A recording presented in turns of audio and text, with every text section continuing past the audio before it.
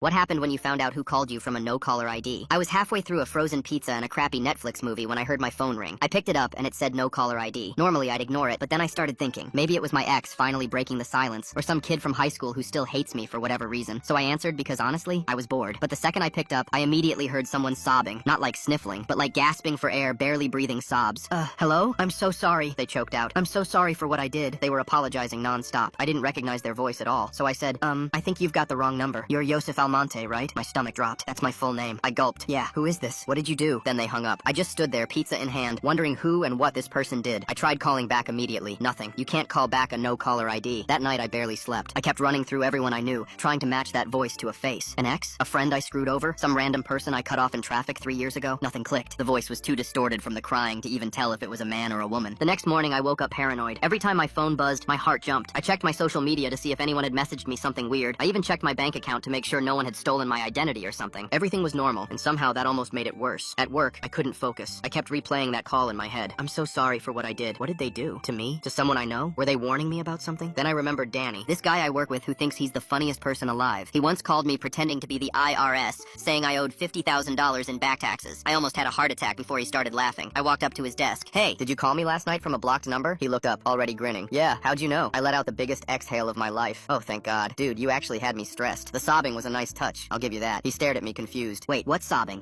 You were crying on the phone? Apologizing? Bro, I called you to do a fake survey about micro-penis condoms. You didn't even pick up. My stomach sank again. So that wasn't you. No? What are you talking about? I didn't answer him. I just walked back to my desk and sat there staring at my computer screen. For the next 2 days, I was on edge. I flinched at every notification. I started locking my door twice before bed. I even called my sister just to make sure everything was fine on her end. She said everything was normal, asked why I was being weird. I lied and said I was just tired. By day 3, I started to let it go. Maybe it really was a wrong number. Maybe some stranger out there named Yosef Almonte did something horrible, and I just happened to share his name. I actually laughed about it that night, told myself I'd been dramatic. I poured a drink, put on a movie, and felt normal for the first time all week. Then my phone rang from a different area code. Something in my gut told me something was extremely wrong. I picked up the phone. Hello? The person asked me if this was Yosef Almonte. Yeah, who's this? This is Officer Martinez from the Colorado State Police Department. My heart stopped. My parents live in Colorado. He asked if I was somewhere private. I said yeah. Then he said I might want to sit down. There was something urgent he needed to tell me. After a moment of silence, he said there has been an accident. A hit and run on the highway. A vehicle struck 2 pedestrians who had pulled over on the shoulder. The pedestrians were my parents. They were hit by a car going 50 miles per hour. They didn't survive. Both of them died in the hit and run. I don't remember what he said after that. He said something about no leads or witnesses. The driver had fled the scene. I hung up. I don't even remember saying goodbye. And then it hit me. The call. The apology. I'm so sorry for what I did. That wasn't a prank or a wrong number. The no-caller ID person killed my parents. I told the cops about the call. They said they'd investigate, but that was a year ago and they never found anyone.